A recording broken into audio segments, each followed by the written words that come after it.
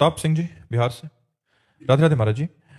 महाराज जी, आप कह रहे हैं कि एक समय पे आप बहुत एक अच्छे अध्यापक थे और कोचिंग सेंटर में पढ़ाते थे और काफी बच्चे भी आपसे पढ़ते थे। महाराज जी, आप कह रहे हैं कि फिर ऐसी नशे की लत लगी कि महाराज जी सब उजड़ गया, और फिर महाराज जी अब ये सुधरना चाहते हैं, बट वो बल नहीं है अंदर की सुधर पाए, और मतलब नशे से बाहर ही नहीं निकल पा रहे। उससे बड़े कृपा पात्र हो जो आप वृंदावन आ गए हो और कहीं ना कहीं हमारे संतों की दृष्टि में आ गए हो। नाम जप करो और देखो आपको बल मिलता है कि नहीं। आप नाम जप करो भगवान का और देखो आपको बल मिलता है कि नहीं। श्री प्रभु का नाम इतना बलवान है, हरि का, किशोरी जी का, कि आप क्या लोग ऐसा हमें बता चुके कि हमने अपने अपने गंदे व्यसन छोड़ दिए, हम अपने गंदे आचरण छोड़ चुके, गंदा भोजन छोड़ दिया, गंदा पेय छोड़ दिया, गंदी बातें छोड़ दी, हम अच्छे मार्ग में चल रहे हैं। 2-2 साल से अच्छे मार्ग में चल के तब हमसे मिलने आए, तो आप तो मिलने आए हो, अब आपको अच्छे मार्ग में चलना ही होगा। आप नाम जप करना शुरू कर दो, आप चिंता मत करो, छूट जाएगी। आप विश्वास कीजिए, नाम जप कीजिए और थोड़ा बचने की कोशिश करो। जो शराब के नशे की आपको प्रेरणा देने वाले हैं, संग करने वाले हैं, आपको पिलाने वाले हैं, उनसे थोड़ा बचिए और नियम लीजिए कि मैं शराब नहीं पीऊंगा। ले सकते हैं नियम? बोलो, मैं श्रीधाम वृंदावन में शपथ खाता हूं कि आज के बाद शराब नहीं लूंगा। बहुत, हम तुम्हारा सहयोग करेंगे, चिंता मत करो। हमारा ठाकुर है, बहुत बलवान है, हिलना नहीं। हमारी तुम्हारी दोस्ती पक्की, हिलना नहीं इस बात से। बिल्कुल आप नाम जप करो, अगर बदलाव ना आवे तो हमें आप बताना। आज से शराब मत पीना, शपथ खा लिया है, नाम जप करो, थोड़ी कठिनता झेलो और आगे देखो आपको प्यार मिलता है कि नहीं। जहां पर कृपा राम की हुई तहां पर कृपा करे सब कोई। आप चिंता न करो, हमारी बात पर विश्वास कर लो यार, हमारी बात पर विश्वास करो। हाँ बिल्कुल, हम तो आपको हृदय से लगाए हैं, हमारी बात समझ लो। आज के बाद शराब मत पीना, नाम जप करो, जो परेशानियां उनको 100 आगे का रास्ता खुल जाएगा। ठीक है, आप धैर्य पूर्वक चलना। ये नहीं कि 10 दिन देखो कि 10 दिन में हमें नौकरी नहीं मिली, हम फिर शराब अपना दिमाग ठीक करने के लिए पीने लगे। शराब दिमाग नहीं ठीक करती, शराब दिमाग खराब करती है। दिमाग, अब हम तो कैसे तुम्हें बताएं, आप लोग तो जानते हैं शराबी भाइयों की क्या लीलाएं होती हैं। हमने एक भाई को देखा वृंदावन में, उस समय परिक्रमा मार्ग कच्चा था, बीच में छोटी सी नाली थी, वो साइकिल से जा रहे थे और हम राधा वल्लभ जी के दर्शन करके रात्रि के 10 बजे लौटते थे। तो हमने देखा वो साइकिल पकड़ करके बार बार झूम रहे थे। तो हमने कहा चक्कर क्या है कि छोटी सी नाली नहीं, अंततो गत्वा मैं साइकिल से तो उस नाली में गिर गए।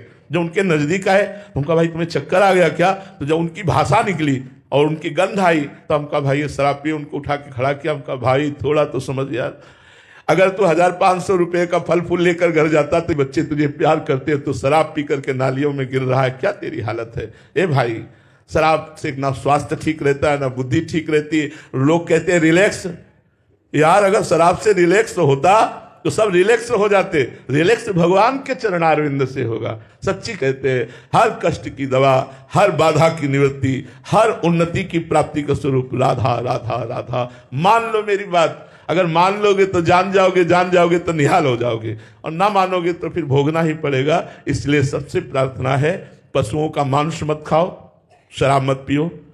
गृहस्थ हो तो अपनी पत्नी से प्यार करो, दूसरी स्त्रियों की तरफ व्यभिचार दृष्टि मत रखो, और भगवान का जितना बन सके नाम जप करो।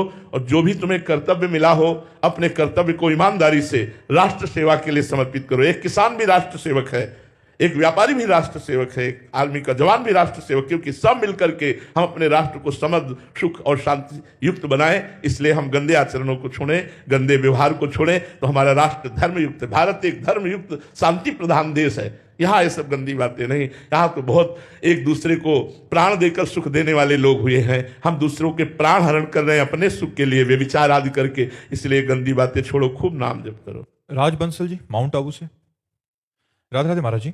महाराज जी, साधना में व्यभिचार ना हो, यहाँ महाराज जी व्यभिचार का तात्पर्य आपका क्या है? साधना में व्यभिचार, जैसे हमारे गुरु ने हमें प्रिया प्रीतम की उपासना दी, प्रिया प्रीतम का नाम दिया, प्रिया प्रीतम की सेवा दी। अब एक इष्ट कंत जिसे कहते हैं, एक ग्रंथ, एक पंथ, एक संत, एक मंत्र, ये अव्यभिचारिणी भक्ति योग है। अपने गुरु में पूर्ण अपार भगवत स्वरूप श्रद्धा, गुरु प्रदत्त मंत्र में अपार श्रद्धा, गुरु प्रदत्त मार्ग में ही चलना, गुरु से निर्धारित ग्रंथ का ही स्वाध्याय करना, और गुरु को ही सर्वस्व मानते हुए गुरु स्वरूप इष्ट में पूर्ण तल्लीन होना, ये अव्यभिचारिणी भक्ति है। व्यभिचारिणी भक्ति है आज इसको, कल उसको, परसों उसको भजा, नरसों उसको भजा, जहां जैसा काम आया वैसे हमने प्रार्थना कर दी, तुम्हें लड्डू का भोग लगा देंगे, तुम्हें ये सब अव्यभिचारिणी भक्ति योग का होता है। अनन्य योगेन, अनन्य योग के द्वारा भगवान की उपासना करना। जैसे मीरा जी कहती हैं, मीरा जी को जब विवाह पद्धति से अपने ससुराल में प्रवेश होता है तो वहां की प्रथा थी देवी पूजन की। तो सास नंदरानी आदि ने कहा कि आपको देवी पूजन करना पड़ेगा। उन्होंने कहा नहीं, मैं देवी पूजन नहीं कर सकती। क्यों? मेरे तो गिरधर गोपाल दूसरो न कोई, जाके सिर मोर मुकुट मेरो पति सोई। अब सर झुकेगा तो गोविंद के आगे, गोपाल के आगे, बस। जिसे गोस्वामी जी कह रहे, बने तो रघुवर ते बने, बिगड़े तो भरपूर, तुलसी अवरन ते बने, ताबनी में पे धूर। ये अनन्यता ही अव्यभिचारिणी भक्ति है। अपने इष्ट के नाम रूप लीला धाम में अनन्य हो जाना। सब रूपों में हमारे ही इष्ट हैं, पर हम अपने इष्ट जो गुरु प्रदत्त नाम रूप, इसे अव्यभिचारिणी भक्ति के। व्यभिचार भक्ति में जो जब जैसा मनाया वैसे आचरण कर लिए, जब जैसा मनाया उसके समीप जाकर के झुक गए, उससे कामना की, उससे चाहत की। अव्यभिचारिणी भक्ति योग बहुत सम्माननीय और बहुत ही प्रार्थनीय है, भगवान की कृपा से प्राप्त हो। इसे अनन्य भक्ति योग कहते हैं और भगवान गीता जी में बहुत बार इसकी मांग की है। अनन्य चिंतयन्तो माम, भगवान कहते हैं ये जना परिपासते तेषां नित्याभियुक्ता नाम योगक्षेम भावना अनन्य चेता सततम यो माम स्मृति नित्य सा तस्याहम सुलभा पार्थ नित्य युक्त योगिना। भगवान ने बहुत बार अनन्य चिंतन की बात कही। मन मना भव मद भक्तो माद्यादि माम नमस्कुरु। इसलिए अव्यभिचारिणी भक्ति योग का मतलब एक भगवान के नाम रूप लीला धाम में आसक्त हो जाना। सुहानी जी राजस्थान से, राधे राधे महाराज जी। महाराज जी, क्रोध अथवा आवेश में क्या अंतर है? आवेश क्षणिक होता है, क्रोध स्थायी होता है, उसके प्रति द्वेष कर देता है। आवेश का मतलब किसी क्रिया की प्रतिक्रिया में एक क्षण के लिए वो, फिर वो शांत हो गया। और क्रोध, वो उसका मनन चिंतन करके, उसके दोषों का चिंतन करके चलता रहता है हृदय, और उसके प्रति द्वेष बुद्धि हो जाती है, उसके प्रति नफरत बुद्धि हो जाती है। आवेश तत्कालिक होता है। ये प्रायः साधकों में होता है। जो अच्छे संत होते, साधक होते हैं, उनके शिष्यों के द्वारा या उनके अनुयायियों के द्वारा यदि धर्म विरुद्ध कोई आचरण हुआ तो क्रोधावेश होता है, क्रोध नहीं होता है। अंदर से वो जलते नहीं है, लेकिन उसके सुधार के लिए वो क्रोध का नाटक करते हैं, वो आवेश धारण करते हैं। और ऐसा तो वो थोड़ा भय प्रदान करेंगे, कटुवचन बोल, लेकिन उनके हृदय में कोई द्वेष नहीं, उसके प्रति कभी बुरा नहीं सोचेंगे, कभी अहित नहीं। लेकिन क्रोधी बुरा कर देगा, बुरा सोचेगा, नफरत करेगा, उससे द्वेष करेगा, स्वयं जलेगा और दूसरे को जलाएगा। ये क्रोध बड़ा त्याग करने योग्य बात है। ये क्रोध बहुत हानि पहुंचाता है अपने हृदय को भी और दूसरे को भी। क्रोध से हिंसा तक हम बढ़ जाते हैं। अगर क्रोध अपने स्वरूप में आ जाए तो हम दूसरे की हिंसा भी कर देते हैं। आवेश तत्कालिक होता है, उससे किसी का हानि नहीं होती, किसी का बुरा नहीं होता। शारदा सोनी जी कोलकाता से, राधे राधे महाराज जी। महाराज जी, एक चौपाई आती है कि निर्मल मन जन सो मोहि पावा, मोहि कपट छल छिद्र ना भावा। महाराज जी, ऐसा कैसे बना जाए? भगवान के नाम में बहुत बड़ी सामर्थ्य है। जितना नाम जप करोगे और भगवान की कथा सुनोगे तो मन का मल जर जाएगा, ममता मल जर जाए। ये जो मोह ममता है, भोगों की वासना है, छल कपट है, जहां नष्ट हुआ तो मन निर्मल हो जाता। सारा खेल तो इसी का है। अरे बहुत कठिन है, मन निर्मल कर पाना बहुत कठिन है। इसलिए हम जैसे पतित हैं भगवान की शरण में, यही बात हमें अच्छी लगती है। हम मन को निर्मल करके भगवान को समर्पित कर पाए। यार बच्चापन से लगे हैं, एक सेकेंड इसकी बागडोर ढीली हुई कि वही संसार, वही भोग था, वही नरक। बहुत दुष्ट है। वैसे तो भगवत स्वरूप है, इंद्रियाणाम मनस्यास्मि, लेकिन आचरण बहुत दुष्ट है इसके। इस पर शासन करते हुए भगवान का नाम जप किया जाए और जीवन भर कभी अपने को सिद्ध ना मान ले, नहीं तो ये पतित कर देगा। जीवन भर डरा जाए कि कहीं हम धर्म विरुद्ध आचरणों में ना फंस जाएं तो निकल जाएगा। एक संत भगवान भिक्षा मांगने जाते थे तो गांव के किनारे एक वैश्या का घर था। वो पूछती है, बाबा तुम्हारी दाढ़ी पवित्र कि मेरे बकरे की दाढ़ी अच्छी? वो कुछ नहीं बोलते। एक दिन वो बहुत बीमार थे, मरने का समय आया। उन्होंने अपने शिष्यों से कहा, उस बेटी को बुलाओ। और वैश्या को बुलाया, कहा बेटी मेरी दाढ़ी पवित्र। तो उनका, बाबा ये बात तो आप उस समय भी कह सकते थे। बोले नहीं, अब मैं भगवान के धाम को जा रहा हूं, अब मैं पक्का कह रहा हूं कि मेरी दाढ़ी पवित्र, क्योंकि शरीर जब तक है तब तक पता नहीं कब कौन सा आचरण बन जाए। इसलिए जीते जी हम नहीं कह सकते, मरने की दशा में कह सकते कि अब हम पवित्र हैं। मन न जाने कब कहां कैसे गिरा दे, कुछ पता नहीं चलता। भगवान ही रक्षक है, वही रक्षा करे तो पार हो जाए। इसलिए निर्मल मन करने के लिए एक ही साबुन है, संतों का संग करते हुए भजन करना। साधन को हरि भजन है, कै सत्संग सहाय। मन तो चंचल सबनते, या को कौन उपाय। साधन को हरि भजन है, कै सत्संग सहाय। संतों का संग करो, नाम जप करो, मन पवित्र हो जाएगा। पवित्र मन में ही भगवान का स्फुरन होता है। विकास पाटीदार जी, इंदौर से। राधे राधे महाराज जी। महाराज जी, मेरा प्रश्न है कि जो संचित कर्मों का गोदाम लगा हुआ है, वो केवल मनुष्य जन्म के लिए कर्म होते हैं या फिर अन्य योनियों के कर्म भी उसमें सम्मिलित होते हैं? नहीं, अन्य योनियों के कर्म नहीं बनते। अन्य योनियां तो भोग योनियां है। मनुष्य, हम करोड़ों अरबों बार मनुष्य बन चुके, कोई पहली बार थोड़ी बने हैं। सुअर, कुत्ता, भैंस, गधा, इनके कर्म थोड़ी लिखे जाते हैं। ये तो प्रारब्ध कर्म से प्रेरित होकर ही करते हैं। कर्म का शुभ और अशुभ करता मनुष्य शरीर है, और हम पहली बार थोड़ी मनुष्य बने, अरबों खरबों बार बन गए। जब से सृष्टि हुई तब से कितनी बार मनुष्य बन गए। हर बार भोगों में भूलकर भगवान का भजन नहीं किया, इसलिए संचित हो गए शुभ अशुभ कर्म, और उन्हीं का परिणाम हमें भोगना पड़ता है। ये मनुष्य योनि में ही होते हैं, अन्य योनि में नहीं होते। उपासक को भगवान ने अवसर दिया है कि उपासना के द्वारा वो अपनी वासनाओं को नष्ट करके सच्चिदानंद सुख में निमग्न हो। निर्विण्णस्य विरक्तस्य पुरुषस्योक्त वेदिनः मनस्त्यजति दौरात्म्यम चिंतितस्यानुचिंतया। जिसको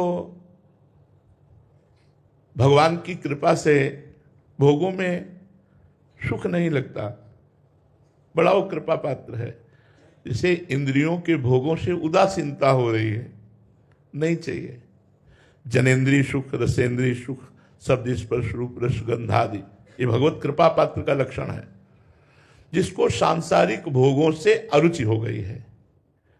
निर्विण्णस्य विरक्तस्य पुरुषस्योक्त वेदिनः, वो बार बार भगवान के चिंतन में संलग्न होने की चेष्टा करता है। बहुत सुंदर बात है। भगवान का चिंतन कौन कर सकता है?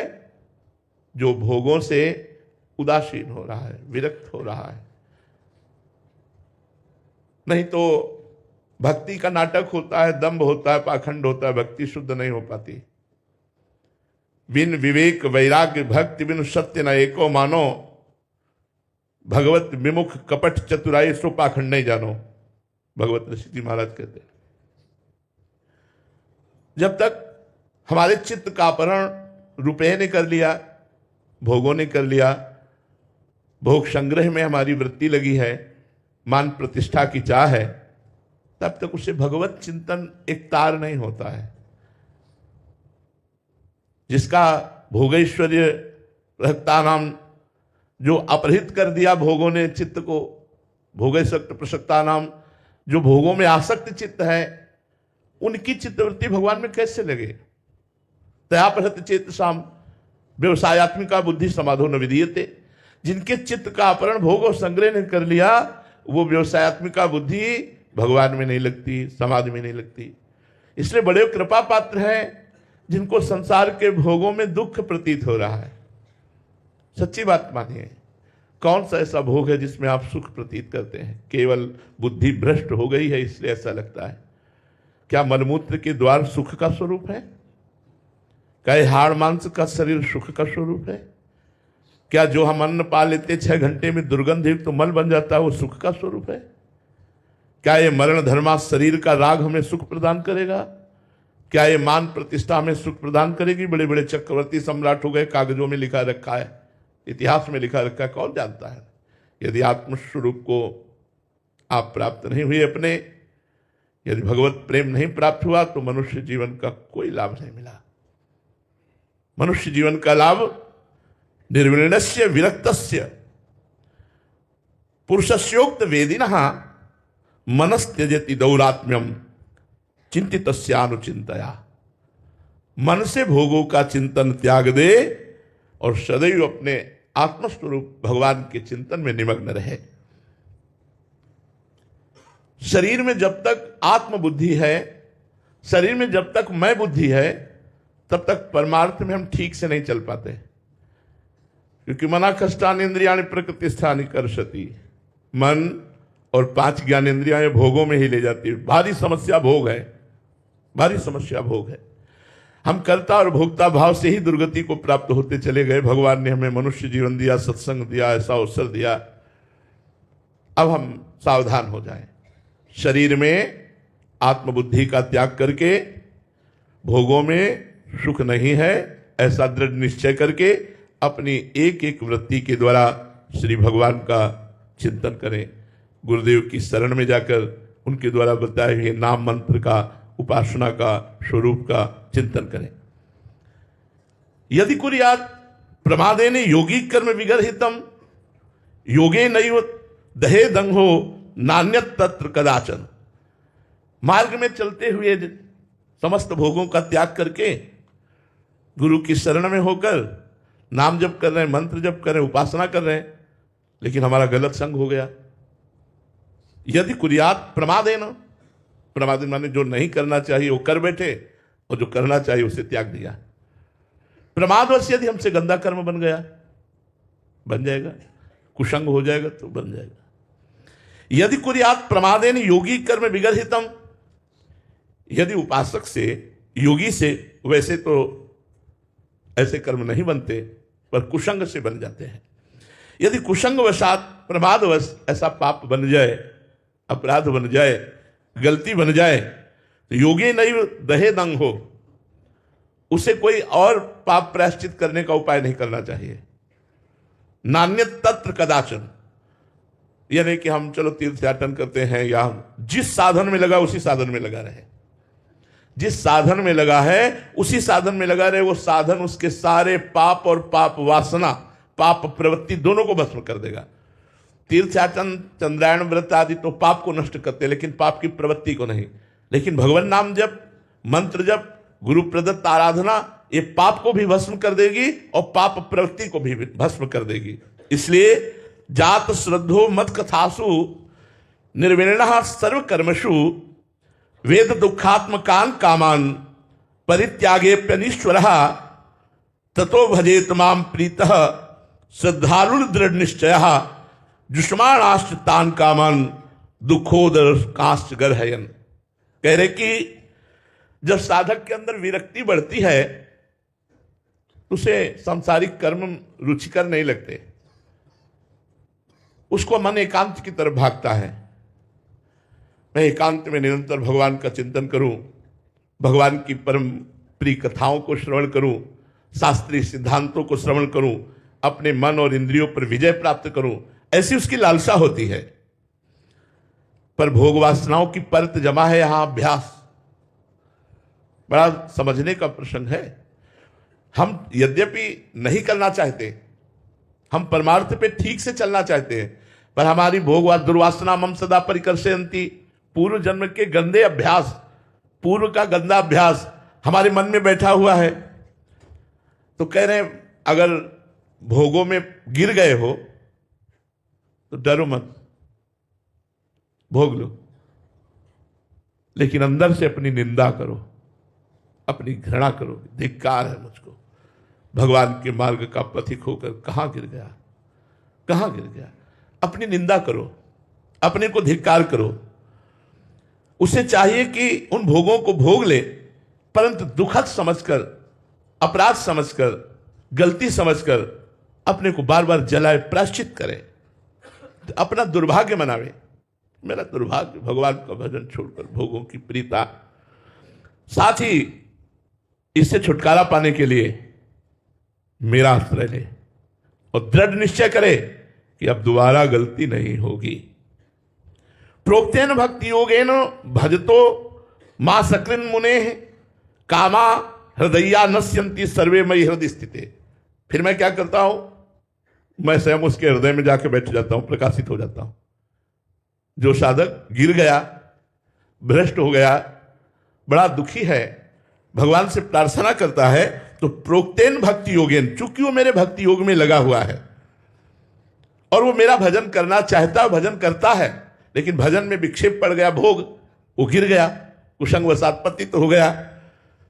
तो मैं स्वयं उसके हृदय में जाकर, कामा हृदया नश्यंती सर्वे मई हृदय स्थिते, मैं जो हृदय में त्रिगुण माया का पर्दा लगा के बैठा था, पर्दा हटा देता हूं और खुला उसके हृदय में बैठकर सारी वासनाओं को भस्म करके फिर उसे निर्विकार बना देता हूं।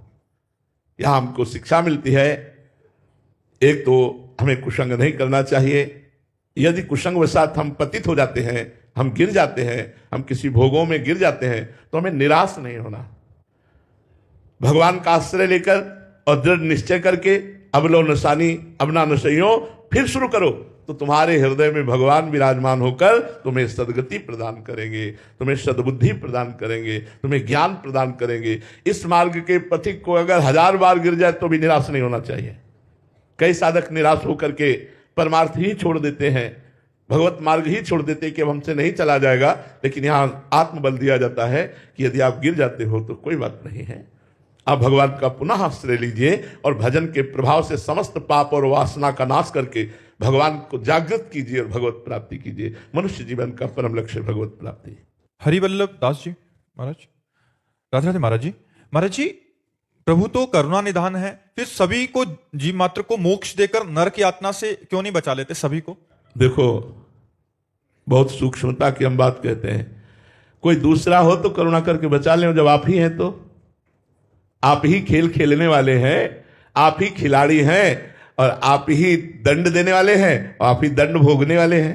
इसलिए वो खेल रहे हैं, अपने आप से आपकी रचना करते हैं, अपने आप से अपने आप का पालन करते हैं और अपने आप से अपने आप का विनाश करते हैं, तो वो किस पर करुणा करें? इसलिए ये बात समझनी होगी। आप संत हैं इसलिए ऐसा उत्तर दे रहे हैं। भगवान अपने आप से अपने आप में खेल रहे हैं। आप स्वतंत्र रूप से, जो हम अज्ञान से युक्त होकर भगवान से विलग हो गए हम और अपने को कर्ता मान लिया, अपने को भोक्ता मान लिया, तब हमको स्वर्ग नरक की यात्रा करनी पड़ेगी। यदि भगवान को कर्ता मानकर उनकी शरण में होकर उनके अधीन हो जाए तो अभी सब माफ हो जाए। हम तो हम सर्वपापेभ्यो मोक्षयिष्यामि मा शुचा। दोनों सूत्रों को समझिए। वैसे तो सर्वांतर्यामी भगवान ही सब रूपों में विराजमान है, वही नरक स्वर्ग का सब रचना करके अपने आप से अपने आप का खेल खेल रहे हैं। दूसरे शब्दों में, हम प्रभु से विलग होकर, विमुख होकर के जो कर्म कर रहे हैं उनको हमें भोगना पड़ेगा। इसलिए हम भगवान के सन्मुख होए जीव मोहि जबहि जन्म कोटि यज्ञ नासौ तमहि। भगवान की सन्मुखता स्वीकार करके भजन करते हुए अपने जीवन को भगवत स्वरूप बना ले तो हम मुक्त हो गए। ये नरक स्वर्ग सब स्वाप्निक है, सत्य नहीं है। सत्य तो सच्चिदानंद भगवान है। आ ब्रह्म स्तंभ पर्यंतम सर्वम मायामयम जगत, जिनके से लेके ब्रह्मलोक तक सब मायामय जगत है, सब स्वाप्निक है। सत्य है तो भगवान है, सत्य है तो आत्मस्वरूप है। उस सत्य में न कहीं नरक है, न स्वर्ग है, न जन्म है, न मृत्यु है, न दुख है, न सुख है, न मान है, न अपमान है। आप समझ पा रहे हैं? मलकेश जी लंदन से। राधे राधे महाराज जी। महाराज जी, मैं दूसरों की पॉजिटिव या नेगेटिव विचारों से बहुत जल्दी प्रभावित हो जाता हूँ। नहीं होना चाहिए, नहीं तो परेशान हो जाओगे। हाँ, परेशान हूँ महाराज। हाँ, नहीं होना चाहिए, नहीं परेशान हो जाओगे। दूसरों के भाव में नहीं, नाम जप करो, नाम जप से थोड़ा ठीक हो जाएगा। बुद्धि हमारी शुद्ध होगी तो हमारे अंदर पॉजिटिव विचार इतना पुष्ट हो जाएगा स्वयं का कि दूसरे के नेगेटिव पॉजिटिव पर हमारा विचार ही नहीं जाएगा। दूसरा हमें अच्छा कहे तो हम खुश, दूसरा बुरा कहे तो हम दुखी। ये तो बहुत हल्की बात है, ये तो बहुत मतलब परेशान होने वाली बात है। इसको छोड़िए, नहीं तो परेशान हो जाएंगे। दूसरा बुरा कहे उसकी मति, दूसरा अच्छा कहे उसकी मति। हम जैसे अपने श्री भगवान के हैं, नाम जप कर रहे हैं, अपनी मस्ती में रहते हैं, दूसरे से मतलब नहीं। जो दूसरों से मतलब रखता है वो परेशान हो ही जाएगा। बिल्कुल नहीं। अगर मस्त रहना है तो पीछे गाली तुम्हें कोई दे रहा है, समझो पागल है। पीछे वो आपको कह रहा है बहुत अच्छे आदमी है, तो बहुत वो अच्छा आदमी है जो ऐसा बोल रहा है, उसकी मति है। मैं तो जैसा हूं वैसा हूं ही, भगवान का बनाया हुआ। मैं अच्छा या बुरा, दूसरे के कहने से मेरे ऊपर कोई फर्क नहीं पड़ता। ऐसे मस्त बनो तब तो आनंदित रहोगे, नहीं तो परेशान होगा। ये संसार किसी को भी एक तरफ से नहीं चलने देता। इसका नाम दुनिया है। ये दोनों ही बात बोलता है, एक अच्छा कहेगा दूसरा बुरा कहेगा। अब किसकी बात माने हम? हमको चाहिए, हमें अपनी मस्ती में रहना चाहिए। हम एक कथा सुनाते हैं घोड़े वाली। एक घोड़े में पिता और पुत्र दोनों थे, तो उसने पिताजी से कहा आप बैठ जाओ, हम पैदल चलते हैं। तो कुछ लोग मिले, बोले यार ये जो है बहुत ही स्वार्थी है, लड़का पैदल चल रहा है, ये घोड़े पे बैठा है। वो नीचे उतरे, लड़के को बैठा दिया। कुछ लोग आगे मिले, बोले यार कितना मूर्ख है, ये जवान घोड़े पे बैठा है, बूढ़ा पैदल चल रहा है। वो नीचे उतरे। उन्होंने कहा पिताजी अब क्या क्या किया? बोले दोनों लोग बैठ जाओ। दोनों लोग बैठ गए तो कुछ आगे मिले, बोले आराम का घोड़ा मिला होगा, दोनों चढ़े हो। बोले अब क्या किया जाए? बोले दोनों पैदल, दोनों पैदल गए तो आगे लोग मिले, बोले कितने बेवकूफ है, घोड़ा खाली जा रहा है पैदल। अब वो घोड़े वाला करे क्या? अब वो घोड़े वाला क्या करे? दुनिया है, अपनी मस्ती में चलो, गलत करो मत, किसी का हित करो मत, अपने को कोई अच्छा बुरा बोलने दो, वो उसकी मती है, मौज में रहो, थोड़े दिन का जीवन है, मस्त रहो यार। कौन क्या कहता है इस बात पे नहीं। भगवान का चिंतन करो, अच्छे कर्म करो, परोपकार करो और छोड़ दो। जो मनावे संसार, तुम्हें भला कहे या बुरा कहे, उसकी मती, हम अपनी मस्ती में। हमारी चीज सफाई भी नहीं देनी चाहिए, हम अपनी सफाई देने लग जाते फिर परेशान हो जाएंगे, फिर परेशान हो जाएंगे। संसार चलने ही नहीं देगा यदि इसके अनुसार चलो तो। अब वो अगर गलत आचरणों में जाता है तो निंदा होती है, अच्छे आचरण करते तो उपहास करते कि बड़े भगत बने, तिलक लगाते, कंठी माला पहनते, नाम जपने, अब तो भाई बड़े भगत है, और उसका ऐसा उपहास करते कोई बेचारा भजन करने में भी शर्म आ जाए। तो हमें संसार की बात नहीं देखनी, हमें अपनी मस्ती में चलना है। विमलेश जी मध्य प्रदेश से। राधे राधे महाराज जी। महाराज जी आपके चरणों में कोटि कोटि प्रणाम। गुरुदेव भगवान, प्रेम का आनंद क्या है महाराज जी? गुलाब जामुन पाया है, कैसा लगा? मीठा। कितना मीठा? जो पाता है उसी को स्वाद पाता है। बस उत्तर यही है। यही उत्तर है। प्रेम का आनंद कैसा? जो पाता है वही जानता है। अनिर्वचनीयम प्रेम स्वरूपम, ये तुम्ही से उत्तर दिलाना चाहते थे। एक प्राकृतिक वस्तु रसगुल्ला का आनंद नहीं बता सकते तुम। बोले मीठा, बोले कैसा मीठा? बोले पाके देख लो। ऐसे ही प्रेम का आनंद क्या है? अनिर्वचनीयम प्रेम स्वरूपम। इसको वाणी से नहीं कहा जा सकता, क्योंकि हृदय का विषय सूक्ष्मतरम, बड़ा सूक्ष्म है। अनुभव स्वरूपम, ये केवल अनुभव में आता है। प्रतिक्षण वर्धमानम, ये प्रतिक्षण वर्धमान है। ये विनिवृत्त कामा, ये समस्त कामना, कामना रहितम, ये कामनाओं को शांत कर देता है। तो जो कामनाओं में फंसे वो प्रेम सुख को क्या जाने? इसलिए भगवत आराधक ही जानता है हृदय का विषय, इसे वाणी से नहीं कहा जा सकता। जब एक प्राकृतिक वस्तु के आनंद का वाणी से वर्णन नहीं किया जा सकता, तो चिदानंद प्रेम का कैसे वर्णन किया जा सकता है? समझ रहे हैं बच्चा?